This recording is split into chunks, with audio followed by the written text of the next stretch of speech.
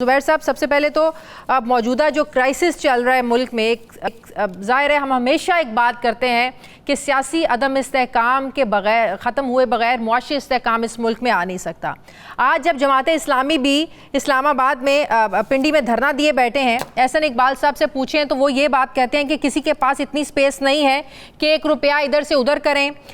हम तो आगे टाइट पोजीशन में हैं, अवाम के जज्बात से ना खेला जाए।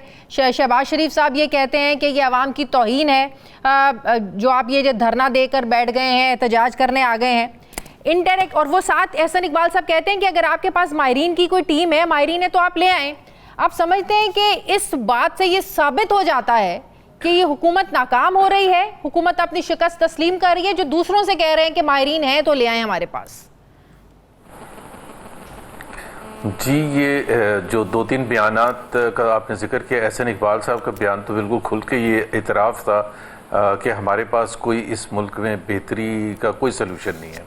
और ये आपने सही कहा, चंद माह के बाद, अभी तो 5 साल में से 4.5 साल से ज़्यादा रहते हैं और आपने अभी इतराफ़ कर दिया कि हमारे पास कोई सलूशन नहीं है, अगर किसी के पास है तो वो लेके आए। जमहूरी मुल्कों में ऐसा नहीं होता। जब आप ये इतराफ़ कर लें और आप ये कहें कि किसी के पास कोई सलूशन है तो आप साइड पर हो जाते हैं, या तो आप हुकूमत से बाहर आ जाएं या आप असेंबली तोड़ते हैं। यही 2 तरीके होते हैं जमहूरी ममालिक में। ये नहीं कहते कि अगर आएँ तो हमें कमरे में बैठ के समझाएं कि क्या करना चाहिए। पहली बात तो ये है। दूसरी बात ये है कि शहबाज शरीफ साहब का ये कहना कि जज्बात से ना खेले अवाम के, मतलब अवाम के जज्बात, अगर उनको पहली तारीख को जो बिजली का बिल आएगा या आया होगा या अभी आने वाला होगा, उसमें जो चार्जेस लग के आएंगे और जो पिछले इतने अरसे से लग के आ रहे इस महीने उससे भी ज़्यादा होंगे, तो अवाम को तो जज्बात खुद ब खुद आएंगे। आपको किसी को भड़काने की ज़रूरत नहीं है।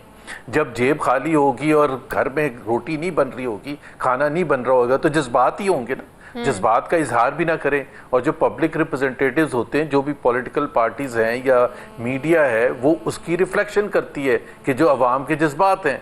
तो ये कहना कि जी आप उसको कैपिटलाइज कर रहे हैं, अवाम इतनी मुश्किल हालत में है, और कोई खड़ा हो के जमात इस्लामी वाले धरना दे के कह रहे हैं कि जी जब तक इसका फैसला नहीं होगा कि जी आप किस तरफ जाएंगे और अवाम को क्या रिलीफ देंगे। और एक मैं सिंपल शाजिया, वो कहते हैं कि जी 1 रुपया इधर से उधर करने का नहीं है। 1100 बिलियन जो रखे गए हैं एनुअल डेवलपमेंट प्रोग्राम में, जो कि सिर्फ इसलिए रखे जाते हैं कि एमएनएस को, अपने एमएनएस को फेवर करने के लिए, कि ताकि वो उनको डेवलपमेंट के नाम पर उनको पैसे दिया जाए और उसमें से फिर पैसे गायब हों। ये सबको पता है।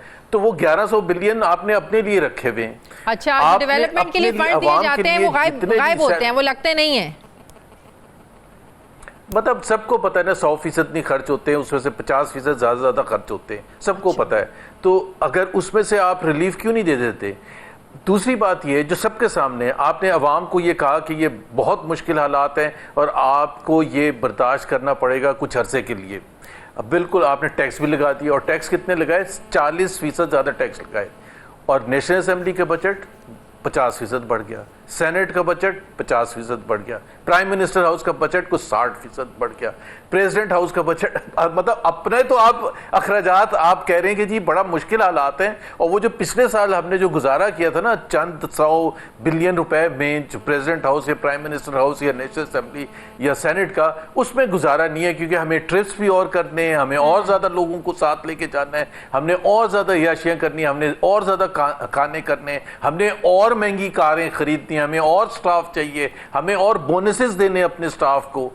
तो उसके लिए तो हमें पैसा चाहिए। ये डेवलपमेंट फंड जो दिए जाते हैं, तो क्या जो आप कह रहे हैं कि 50% खर्च होता है, ये इसका ऑडिट नहीं होता? कोई पूछता नहीं है कि 1 करोड़ आपको दिया है, 50 लाख लगे, 50 लाख कहाँ गया? होता है। और नहीं, देखिए वो जो प्रोसेस होता है ना, वही तो मैं कह रहा हूँ ना, कि अगर उसमें अगर कटौती की जाए और बिजली के बिल की मद में कोई एडजस्टमेंट की जाए, तो वो सबसे ज़्यादा एक प्रैक्टिकल और आसान तरीके आगे जाने के लिए।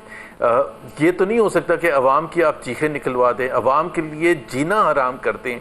और मैं कहता हूँ 100% भी लग जाए, हालांकि 100% तो नहीं लगता, 100% भी लग जाए तो वो रोड तो बाद में बन जाएगी। वो जो अवाम है जो भूखे मर रहे हैं उनको पहले तो रोटी मिल जाए ना, वो तो बिजली के बिल पे करते हैं। ये तो नहीं आप कर सकते कि उनकी औरतों को कहें कि वो जेवर बेच के अपने बिजली का बिल पे करें, और वो कोई एक दफा तो नहीं पे करना एक साल में, वो तो हर महीने पे करना है। अगर बिजली का बिल नहीं देंगे तो कट जाएगा। तो जिसके पास 2 कमरों का भी छोटा सा क्वार्टर है उसके लिए भी इम्पॉसिबल है। तो ये मेरा ख्याल है हुकूमत को सोचना। जुबैर साहब मुझे ये बताइएगा कि आईपीपीज में भी यही मैं पूछने वाली हूँ आपसे कि आईपीपीज के मुआहदों को जब रिव्यू करने की बात करते हैं हम लोग भी, जो जमात इस्लामी भी कर रही है, तो हुकूमत बुखला क्यों जाती है?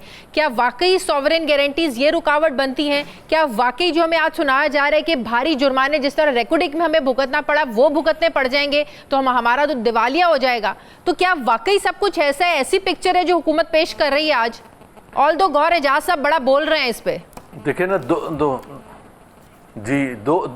चीज़ें ना शाजिया। एक तो ये है कि बिल्कुल पाकिस्तान की हुकूमत को इस चीज़ का मुजाहरा करना चाहिए कि जो हुकूमत ने, जिस भी हुकूमत ने, जब भी हुकूमत ने जो एग्रीमेंट साइन किए थे उसको हमें हर सूरत में ऑपरेट करना है और उससे बाहर नहीं निकल सकते यूनिलैटरली।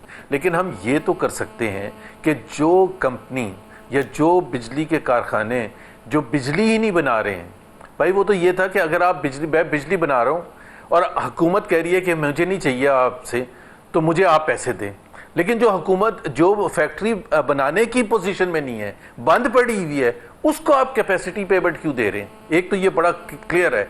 ये तो इसमें आप क्यों नहीं उसके साथ नेगोशिएट कर सकते और क्यों नहीं बता सकते कि आपकी तो अहलियत ही नहीं बिजली बनाने की, तो आपको हम किस तो ये मुआहदों में ये चीज शामिल होगी ना जुबैर साहब कि अगर आप बिजली बनाए ना बनाए हम आपको पेमेंट करेंगे, इसका मतलब है मुआहदे ऐसे हैं गलत? बिजली ये तो नहीं कि लिखा कि बिजली बनाएं या ना बनाएं, बिजली लें या ना लें, ये लिखा हुआ है कि हुकूमत अगर बिजली ना ले तो हम आपको पेमेंट। दूसरी बात यह है कि 10% से कम जो बिजली पैदा कर रहे हैं या जिनकी अहलियत ही नहीं है 10% से ज्यादा पैदा करने की, उनको क्यों नहीं बता सकते कि भाई हम आपको 100% 100 रुपए क्यों दें, जबकि आपकी तो अहलियत ही 10 रुपए से ज्यादा बनाने की नहीं है बिजली।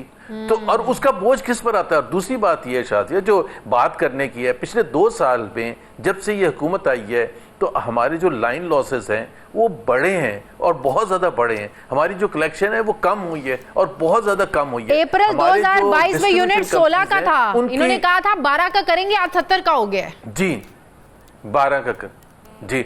अच्छा, अब आप मुझे बताएं कि जो डिस्ट्रीब्यूशन कंपनीज हैं उसके जो लॉसेस हैं पिछले 2 साल के, वो सारा खमियाजा किसके ऊपर आ रहा है? वो अवाम के बिजली के बिलों में आ रहा है।